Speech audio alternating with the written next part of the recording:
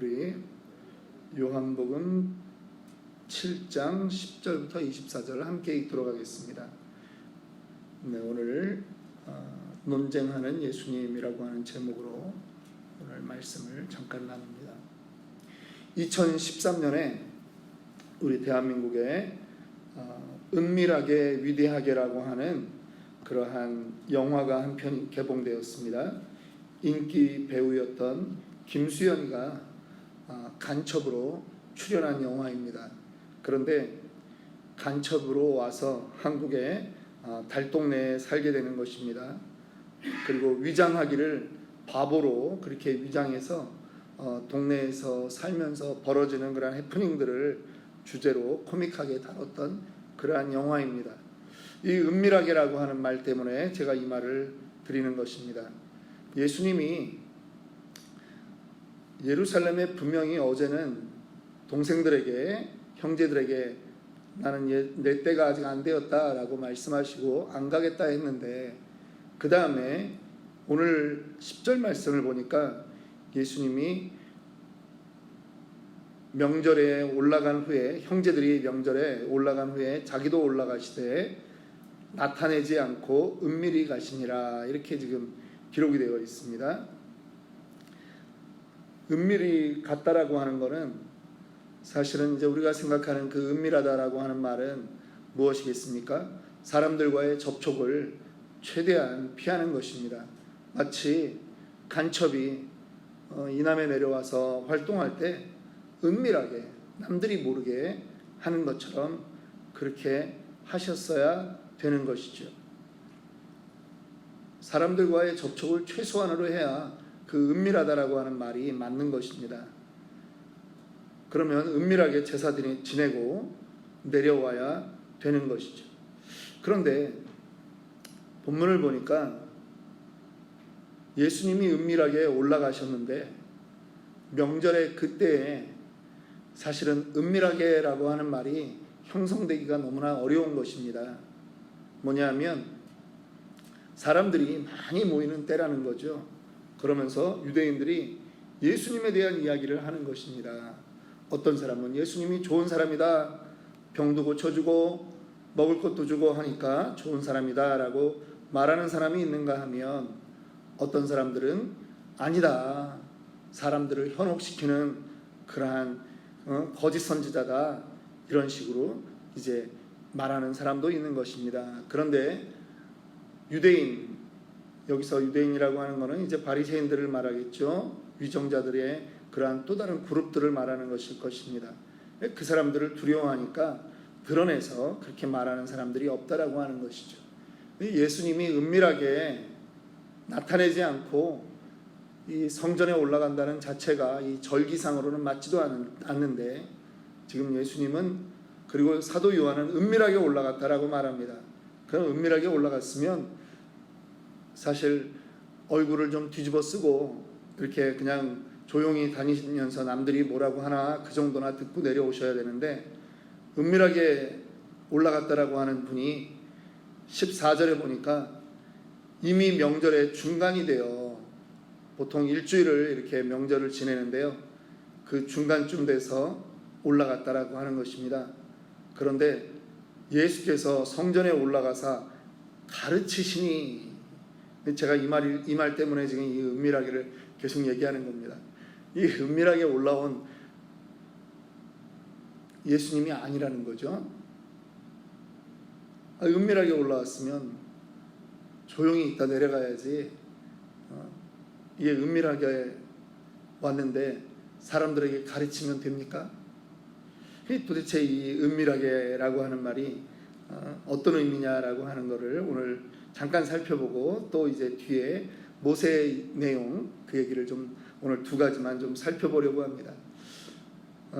예전에 이제 부사역자로 섬기고 있을 때요, 식사 자리에 새벽 예배를 마치고 이제 식사하러 많이 갑니다. 근데 뭐 가끔 이런 경우들이 있어요. 식사를 갑시다 그러면 저는 바쁩니다 하고 그냥 참석을 안 하면 되는데, 저는 금식해서 바쁩니다, 금식해서 안 먹습니다. 그래. 저 친구 금식하네, 이제 갑자기 이제 알게 되는 거죠. 마치 이런 겁니다. 나 금식한다라고 하는 거를 그냥 바쁜 일이 있어서 나는 못한다 이렇게 하면 되는데, 마태복음 6장 18절에는 금식하는 자로 사람에게 보이지 않고 오직 은밀한 중에 계신 내 아버지께 그렇게 해라. 그러면 은밀한 중에 보시는 내 아버지께서 갚으실 것이다. 그렇게 말했는데, 은밀하게 하지 않는다라고 하는 겁니다. 이러한 재미난 일도 있습니다. 누가 지어낸 얘기겠죠. 어떤 권사님이 고아원을 10년째 매번 찾아가서 토요일마다 고아들을 빨래도 해주고 그 김치도 담가주고 그렇게 애들 또 목욕시키는 일들도 해줍니다. 너무 성실하게 그 일을 했는데, 어느 날 다른 기관에서 또 그 고아원을 방문했던 다른 집사님한테 이것이 들켜버린 것입니다. 그리고 나서 그 집사님이 너무나 감명을 받았습니다. 그래서 교회에 와가지고 몇 사람한테만, 그 권사님이 정말 대단하셔. 내가 물어보니까 10년째 지금 그 일을 하고 계신데, 그냥 그렇게 한두 사람한테 말을 했습니다. 근데 그 다음 주에 이 권사님이 오셔가지고 막 여기저기 그냥 돌아다니면서 얘기를 하는 겁니다. 도대체 누가 내가 10년째 그 고아원에 다니면서 애들 목욕도 시켜주고 빨래도 하고 김치도 담가주고 밥도 하고 봉사한 걸 누가 소문을 내가지고 다 알게 됐느냐. 사실 몇 사람밖에 몰랐거든요. 근데 자기가 그냥 다 큰 소리로 이 모임 가서 얘기하고 저 모임 가서 얘기하고 그러는 바람에 결국 다 알게 됐다라고 하는 것입니다. 내가 은밀하게 했는데 말이야, 누가 그거를 소문을 내가지고 이제는 은밀하게 하지도 못하게 했느냐라고 말한다라고 하는 거죠. 마태복음 6장 4절에 내 구제함을 은밀하게 하라. 은밀한 중에 보시는 너의 아버지께서 갚으시리라. 성경은요, 은밀하게 하라고 하는 것들이 여러 가지가 있습니다. 그런데 우리는 은밀하게 하라고 그러면 단순히 조용히 정말 드러나지 않게 몰래라고 하는 개념으로 우리는 생각한다라고 하는 거죠. 그런데 오늘 주님의 그 은밀하게라고 하는 말은 두 가지 측면에서 볼 수가 있는 겁니다. 뭐냐 하면 제자들이 그리고 형제들이 아니 예수님이 지금 세상 무대에서 그렇게 활동하고 싶으면 유다 땅으로 가서 해야지. 지금 초막절이라서 다 지금 좋은 그런 분위기인데 지금 드러내야지. 우리랑 같이 올라갑시다 라고 할 때는 주님이 거절한다라고 하는 것입니다. 그리고 오히려 주님은 홀로 은밀하게 올라갔다라고 하는 것이죠. 그런데 은밀하게 올라가서 주님이 오히려 드러내놓고 사람들을 가르치는 그것은 도대체 무엇이냐? 바로 하나님과의 관계성 속에서의 문제이지 이것이 사람들에게 보여야 된다 안 보여야 된다 그러한 차원이 아니라는 것입니다. 너희의 그 드러냄을 나타내기를 위한 그 목적, 형님 지금 올라가셔서 그러면 사람들에게 나타나십시오. 이적을 지금 베푸셔야 됩니다. 많을 때. 그런 말에는 내가 할 수 없다라고 하는 것입니다. 나는 그렇게 올라가는 거라면 나는 안 한다. 그러나 내가 올라가는 이유는 있다. 하나님과의 관계성 때문에 내가 올라가는 거고, 내가 그곳에서 이 하나님의 복음을 들어야 되는 사람들에게는 내가 나를 드러내는 것이 하나님 보시기에는 하나님 앞에서 행하는 것이다 라고 하는 것이죠. 우리 신앙에 헬라어에 이런 말이 있습니다. 코람데오라고 하는 말이 있습니다. 무슨 뜻이냐 하면 하나님 앞에서 라고 하는 말입니다. 은밀하게 금식하고 은밀하게 구제하고 은밀하게 헌금하고 은밀하게 모든 것을 다 할지라도 그가 하나님 앞에서 하지 않으면 의미가 없다라고 하는 것입니다. 지금 이 예수님이 이 했던 행동을 지금 사도 요한은 은밀하게 하셨다라고 하는 것입니다. 사람의 눈길 아래서 하는 것이 아니라 하나님의 그 원함, 하나님의 바람, 하나님의 눈길 아래서 했던 그러한 일이다라고 하는 것이죠. 우리의 삶의 모습이 사실은 사람들 앞에서 하는 것이 아니라 하나님 앞에서 행해야 하는 그러한 것입니다. 예수님이 거기서 말씀을 전했습니다. 성경을 풀어서 가르치는 것입니다. 그런데 이 가르침에 사람들이 놀라는 것입니다. 야, 이 사람 봐라. 응? 유대인이 놀랍게 여겨 이르되 이 사람은 배우지 아니하였거늘 어떻게 글을 아느냐. 여기서 글을 안다라고 하는 말은요, 예수님이 초등학교도 못 갔다, 그런 의미가 아닙니다. 이 당시에 유대의 관습으로는 이미 회당 안에서 이 아버지들이 자녀들을 데리고 이 회당 모임에 다 참여하는 그러한 상황입니다. 그리고 남자아이들 같은 경우는 어렸을 때 이 히브리어를 다 배우게 되어 있습니다. 그런데 여기서 이 사람이 배우지 아니하였다라고 하는 말은 어떤 의미냐 하면, 그 당시 사람들이 설교할 때 성경을 가르칠 때 쓰는 방식이 아니다라고 하는 것입니다. 적어도 성경을 가르칠 때 이런 말을 쓰는 거죠. 마치 오늘 설교자들이 마틴 로이드 존스 목사님은 이 구절을 가지고 이렇게 말했습니다. 존 파이퍼는 이렇게 말했습니다.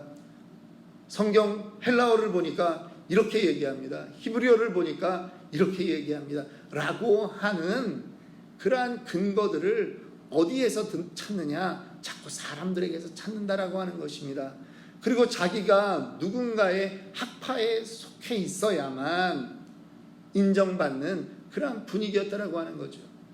사도 바울도 자기의 학문적인 백그라운드를 얘기할 때 이렇게 말하지 않습니까? 내가 너희에게 조금 자랑하는 것을 용서해라. 나는 나면서부터 히브리인 중에 히브리인이다. 바리새인 중에 바리새인이고 내가 가말리엘 문화에서 배웠다. 그 당시에 이 가말리엘 문화라고 하는 거는요, 오늘날 하버드 법대 공부하는 사람들에게 케네디 스쿨과 같은 것이라고 하는 거죠. 내가 그런 백그라운드에 있다, 이렇게 이야기하는 것과 마찬가지다라고 하는 것입니다. 그런데 예수님은 그렇게 이 설교를 하지 않는 것입니다. 그러면서 계속 예수님이 이렇게 말씀하시죠. 내가 진실로 진실로 너희에게 이르노니 라고 말하는 것입니다. 예수님의 모든 근거는 누구에게 둡니까? 하나님에게 두는 것입니다. 하나님에게 근거를 두고 말씀을 풀어주고 말씀을 전파하는데, 사람들은 예수님이 그들의 방식과 같이 하지 않은 것에 놀라는 것입니다. 그들은 이 사람이 배우지 아니하였거늘 어떻게 글을 아느냐라고 하는 그 문제에 집착했는데, 예수님은 뭐라고 말합니까? 예수께서 대답하여 이르시되 내 교훈은 내 것이 아니요 나를 보내신 이의 것이다 라고 말하는 것입니다. 그들이 바라보고 있는 관점과 다르게 예수님은 지금 보고 있는 것입니다.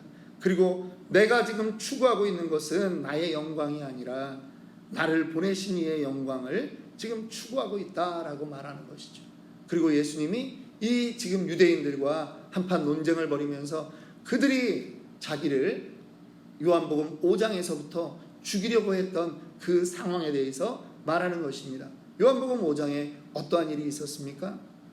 베데스다 연못가에 38년 된 병자를 고쳤습니다. 어느 날 고쳤죠? 예수님은 아주 의도적으로 안식일 날 고쳤습니다. 그랬더니 안식일 날 자기 자리를 들고 걸어가는 사람에게 유대인들이 네가 안식일에 이렇게 가면 안 된다 라고 하는 트집을 잡지 않습니까? 22절에 보니까 모세가 너희에게 할례를 행했으니 그러나 할례는 모세에게서 난 것이 아니요 조상들에게서 난 것이라. 그러므로 너희가 안식일에도 사람에게 할례를 행하느니라. 이제 창세기 17장에 모세의 율법은 출애굽기에 주어진 것 아닙니까? 그런데 이 할례라고 하는 것은 언제 시작됐습니까?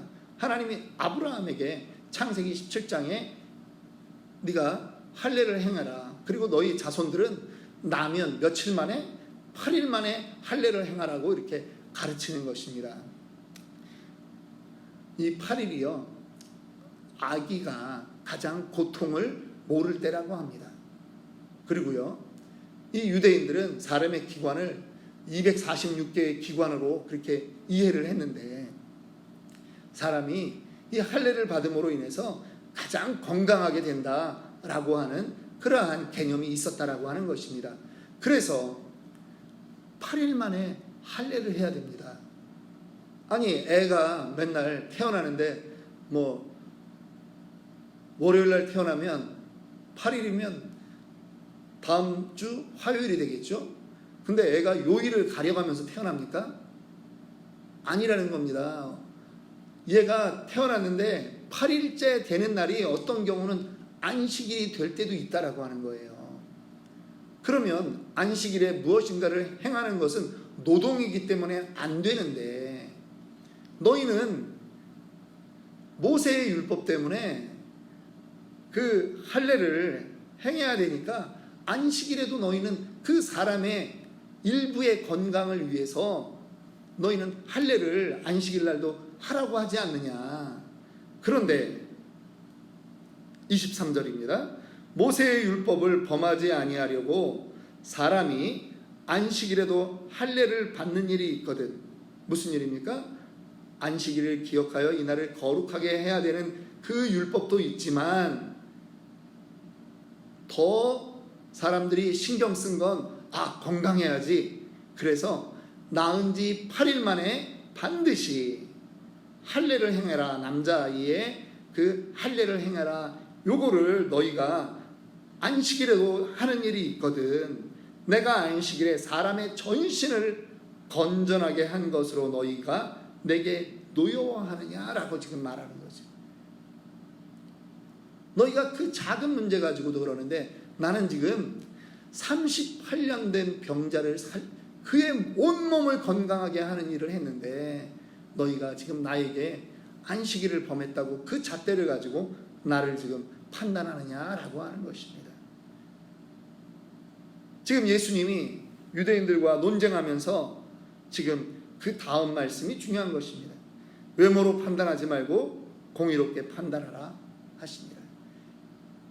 사람 너희들에게는 지금 의로운 것, 공의로운 것이 없다라고 하는 것이죠. 사도 요한이 지금 예수님의 이 일을 기록하면서 사도 요한이 전하고자 하는 것이 있다라고 하는 것입니다. 이 예수 그리스도, 사람은 공의로울 수 없지만 이분은 하나님의 아들이시며 이분 안에 생명이 있기 때문에 이분의 일이 가장 공의로운 것이다 라고 하는 것을 지금 사도 요한은 우리에게 말하고자 하는 것입니다. 사람들은 설왕설래할 수 있습니다. 예수가 옳다, 그르다. 그러나 그것이 중요한 것이 아닙니다. 예수 그리스도는 하나님이신 것입니다. 성경의 주인공이실 뿐 아니라 성경을 이루신 분이라고 하는 것입니다. 우리가 그분을 다른 것으로 판단하는 것이 아니라, 사람들이 그분의 어떤 것을 그렇게 판단했던 것처럼 그렇게 우리가 우를 범하는 것이 아니라 주님 안에 공의로움이 있다라고 하는 것을 우리가 먼저 인정하는 그러한 시간이 되기를 원하는 것입니다. 오늘 이 시간 우리 함께 기도합니다. 하나님, 이 예수 그리스도의 그 은혜가 우리 가운데 임하기를 원합니다. 하나님, 특별히 정말 하나님의 그 이 땅에 오신 그 의미가 우리의 이해와 우리의 능력으로는 다 받아들여지지 않을 때도 있지만, 하나님, 그러나 주님은 공의로우십니다. 주님은 의로우십니다. 우리가 인정하게 하시고 주님 앞에 우리가 순종하는 우리들 되게 하여 주옵소서. 우리 이러한 제목으로 기도하고요. 특별히 오늘 목요일입니다. 목회자들을 위해서 기도해 주시기 바랍니다.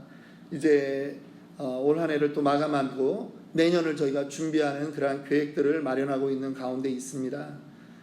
특별히 교회의 그러한 본분, 영혼 구원하는 일에 우리 치노밸리 아름다운 교회가 정말 집중하게 되는 그러한 내년 되게 하시고, 계획을 잡는 그러한 과정 가운데서도 저희가 그러한 일들을 가장 염두에 둬서 교회의 그 교회됨을 가장 우선으로 할 수 있는 그러한 우리들 되게 하나님 지혜를 주시고 힘과 용기를 주옵소서. 우리 이러한 제목으로 함께 주여 칭찬하고 기도하도록 하겠습니다.